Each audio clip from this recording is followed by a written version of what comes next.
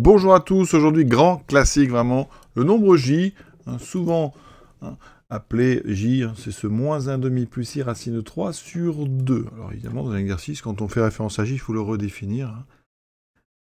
Mais sachez que très souvent, quand on utilise ce complexe, eh bien, on le nomme j, donc première question, détermine une forme exponentielle de j, on va avoir plein de petites propriétés.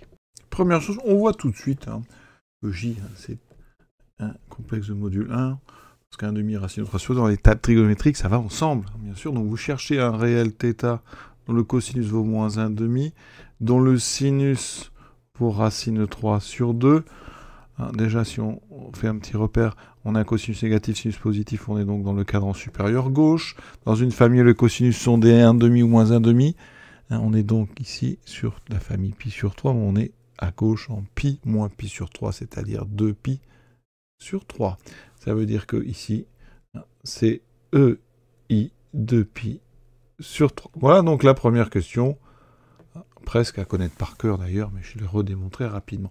Maintenant, forme exponentielle et algébrique de j carré.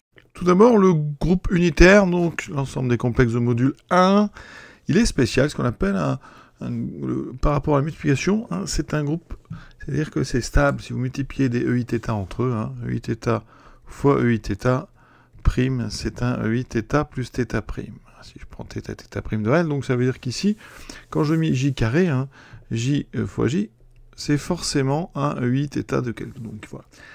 Ça, c'est la première remarque. Ça veut dire que j carré, j cube, j puissance 15, toutes les puissances de j sont encore un des complexes de module 1. Si je place donc, le point image de j, je vais l'appeler m, j c'est ici. On a ici un cosinus moins 1/2. Donc on est bien sur le bon argument. Ça veut dire que quand je vais faire j carré, eh bien je vais faire j fois j. Le module ne change pas, mais l'argument va doubler. Puisque j carré, ça double l'argument. Donc ça veut dire que le carré de j va se retrouver non plus en 2pi sur 3, mais en 4pi sur 3. Donc il va se retrouver ici. Ça c'est le point m' d'affixe j carré. Et si on continue, eh bien on arrivera ici, en m seconde. Donc d'affixe 1. Ce qui fait que, quand on fait donc EI 2pi sur 3 au cube, eh bien, d'après la formule de Moivre, ça fait EI 2pi sur 3 fois 3, ça fait EI 2pi, ça fait bien 1. Donc, J, en fait, est tel que J cube est égal à ce qu'on appelle une racine cubique de l'unité. J est une racine cubique de l'unité. C'était vraiment des choses très importantes. C'est racine nème, donc là c'est la racine troisième.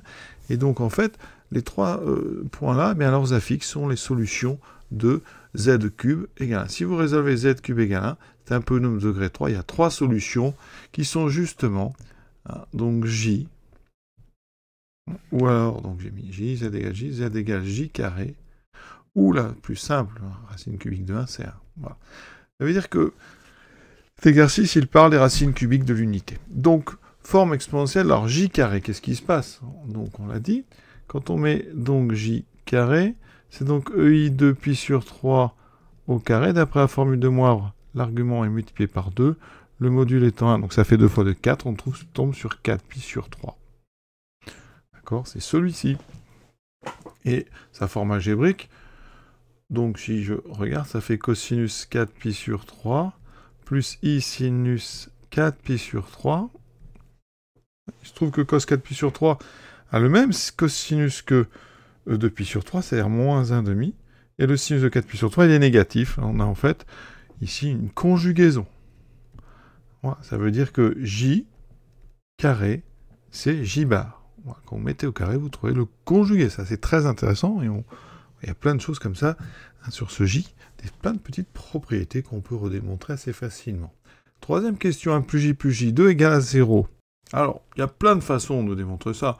Si on fait par forme algébrique, regardez, quand on ajoute, ça me fait 1 moins 1/2 plus i racine de 3 sur 2, moins 1/2 moins i racine de 3 sur 2. On voit bien que tout s'annule, il reste 0. Bon, c'est pas très élégant, mais ça marche très bien. Il y a une autre façon de faire, qui utilise une propriété qu'on a eue sur les sommes des termes d'une suite géométrique.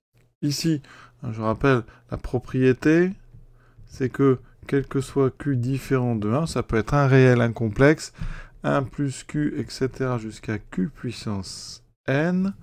je prends n une puissance donc non nulle, et bien ça fait 1 moins q puissance n plus 1 sur 1 moins q. Donc si j'applique ça avec 1 plus j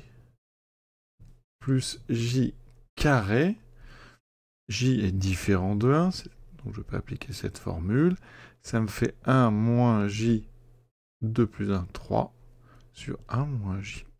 Et on a vu, j3, hein, c'était EI de pi sur, enfin 2pi sur 3 au cube, donc ça faisait EI de pi, ça faisait 1.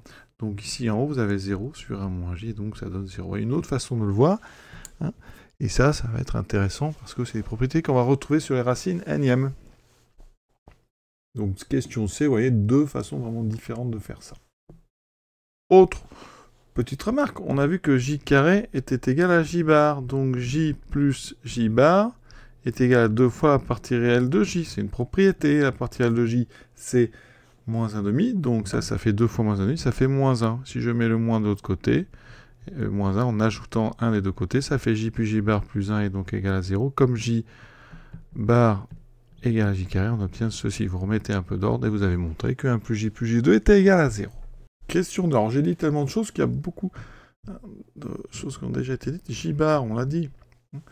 Alors, c'est j carré. Alors je vais quand même le redémontrer rapidement. Ça fait EI moins 2pi sur 3. D'accord. On avait vu que ici, j donc carré, c'était EI 4pi sur 3. Mais E moins i de pi sur 3, c'est aussi EI 4pi sur 3. Il faut le savoir. Donc ça, c'est j2.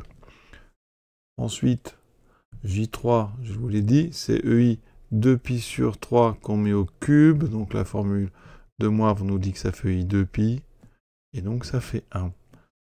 Il me reste, alors forme exponentielle, 1, ça n'est pas vraiment une forme exponentielle, c'est donc 1 EI 0.